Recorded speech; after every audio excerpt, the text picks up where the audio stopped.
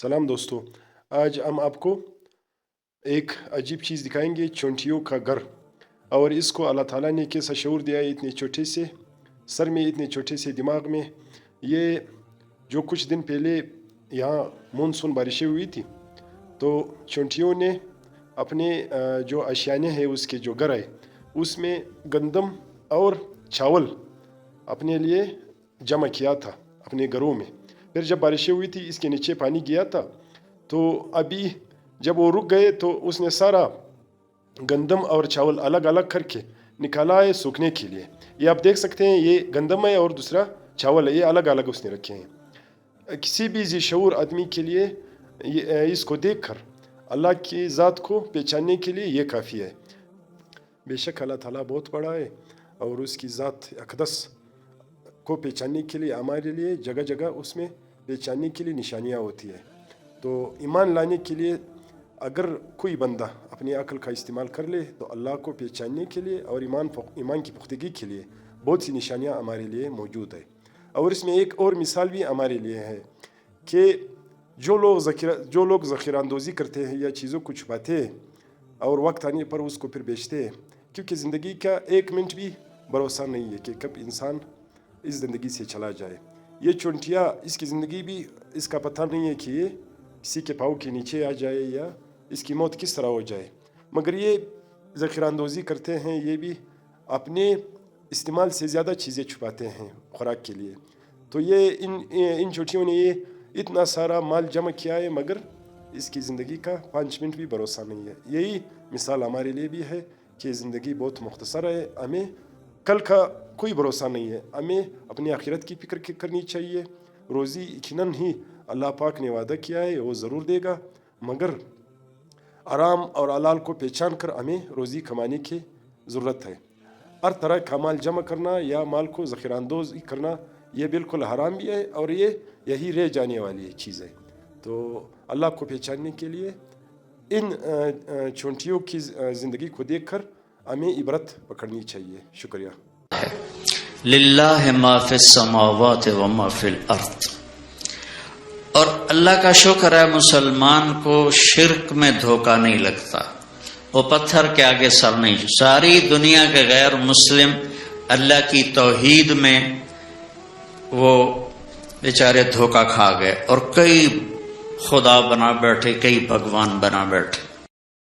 مسلمان جاہل سے جاہل کو کہو پتھر نہ سجدہ کرو، کہے گا میں کوئی کافر ہوں، کبھی نہیں کرے گا۔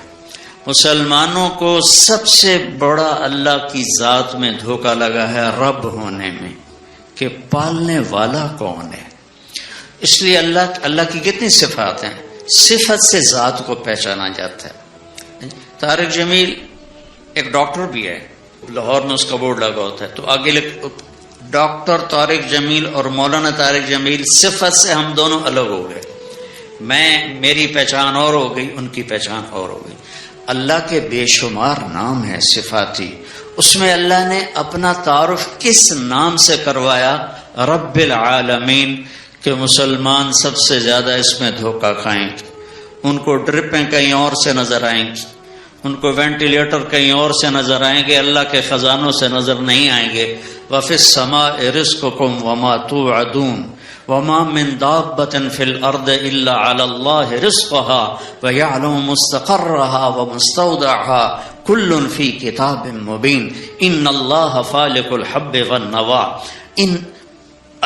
أَمَّنْ خَلَقَ السَّمَاوَاتِ وَالْأَرْضِ وَأَنزَلَ لَكُم مِّنَ السَّمَاءِ مَاءً فَأَنبَتْنَا بِهِ حَدَائِقَ ذَاتَ بَهْجَةٍ مَا كَانَ لَكُم أَن تُنبِتُوا شَجَرَهَا أَإِلَٰهٌ مَّعَ اللَّهِ بل ہم قوم یعدلون۔ میرا رب اتنی تسلیاں دیتا ہے، میرے بندے، ایک حدیث بڑے زمانے بعد یاد آئی، اس کو پھر بعد میں بتاتا ہوں۔ میرے بندے، تیرا رزق میرے ذمے ہے، تیرا رزق میرے ذمے ہے۔ ماں کے پیٹ میں کس نے پالا؟ یہ اپنا آدم، جعلت لک قرارا فی بطن امک، تجھے ماں کے پیٹ میں قرار کس نے دیا؟ اس وقت کس کی ڈرپ لگی ہوئی تھی؟ اس وقت کون تھا؟ اور تو اکیلا تو نہیں پل رہا تھا، تیرے ساتھ لاکھوں بچے پل رہے تھے، کروڑوں بچے پل رہے تھے، اور جانوروں مادہ کے پیٹ میں بھی بچے پل رہے تھے. کون تھا وہاں تیرے نظام؟ من اوصل الیک الغذاء وانت جنین فی بطن امک، تیرے ماں کے پیٹ کے اندر تجھے رزق کس نے پہنچایا؟ اِلٰہٌ مع اللہ، کوئی ہے اللہ کے سوا؟ کوئی ہے جو تیرے رب کے سوا تجھے وہاں رزق پہنچاتا؟